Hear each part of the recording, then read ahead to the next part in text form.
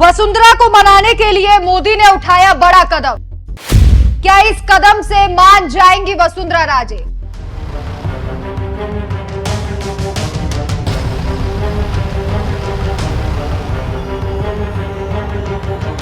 नमस्कार, मैं हूं आपके साथ राखी लांबा और आप देख रहे हैं न्यूज एक्सप्रेस। तो राजस्थान इस वक्त बीजेपी के लिए गले की हड्डी बना हुआ है, क्योंकि राजस्थान में मिली लोकसभा चुनाव में हार बीजेपी को अब तक खटक रही है।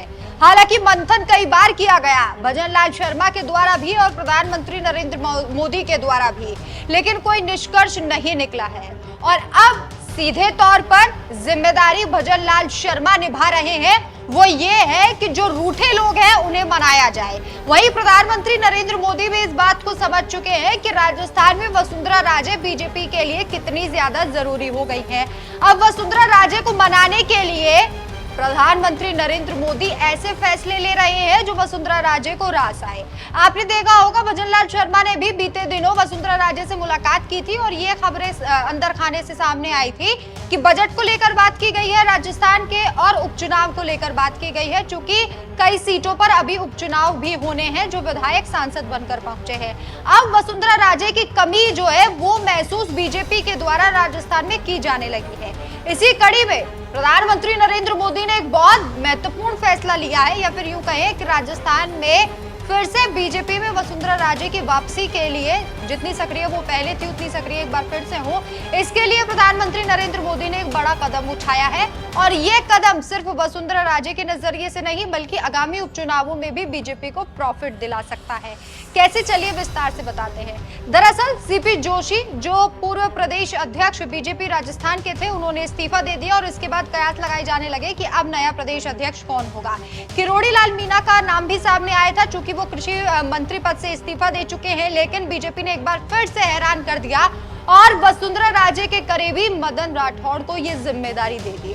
ओबीसी समूह से मदन राठौड़ आते हैं और जब इनका नाम सामने आया तो सभी की नजरें, सभी का ध्यान वसुंधरा राजे की तरफ चला गया, क्योंकि मदन राठौड़ वसुंधरा राजे के करीबी बताए जाते हैं और मदन राठौड़ के द्वारा मोदी ने एक मैसेज पहुंचाने की कोशिश वसुंधरा राजे को की है। ऐसा सियासी सयाने कह रहे हैं कि आज भी सरकार में और संगठन में उनकी मानी जाएगी और उनके करीबियों को जगह दी जाएगी। अब आपको कौन है मदन राठौड़, ये विस्तार से बताते हैं। मदन राठौड़ बीजेपी के दिग्गज नेताओं में शुमार किए जाते हैं। पाली जिले की सुमेरपुर विधानसभा सीट से 2 बार विधायक चुने गए हैं। 2023 के विधानसभा चुनाव में पार्टी ने उनका टिकट काट दिया था, जिसके बाद निर्दलीय ताल उन्होंने ठोक दी। बाद में पार्टी के नेतृत्व से बात करने के बाद अपना पर्चा वापस ले लिया था। बाद में बीजेपी के द्वारा उन्हें राज्यसभा भेजा गया। अब उन्हें प्रदेश अध्यक्ष की कमान सौंपी गई। मदन राठौड़ के जरिए वसुंधरा राजे को भी साधने का दांव बीजेपी नेतृत्व ने चला है।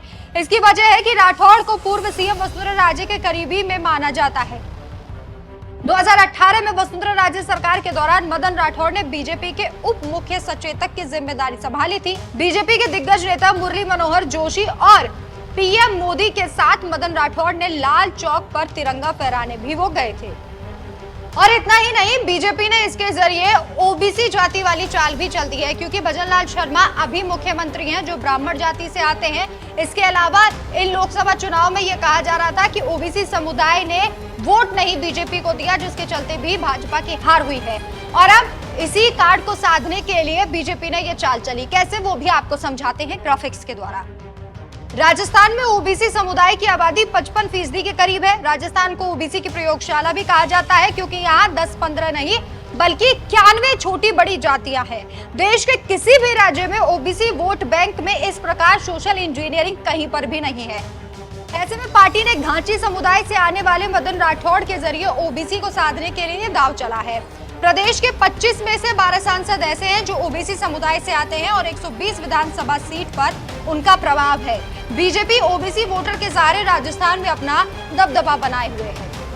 तो देखा आपने बीजेपी ने किस तरीके से एक तीर से 2 निशाने किए हैं। हालांकि अब ये देखने वाली बात होगी कि वसुंधरा राजे इससे खुश होती है या फिर नहीं, क्योंकि उन्हें चाहिए खुद के लिए सीएम पद था और अपने बेटे के लिए केंद्र कैबिनेट में जगह, ऐसा सियासी सयाने कहते हैं। लेकिन जब उनके करीबी को इतना बड़ा पद दिया गया है तो किस तरीके से वो रिएक्ट करती हैं ये भी देखना होगा। बहरहाल इस खबर पर आपकी क्या राय है, हमें कमेंट करके जरूर बताएं। नमस्कार।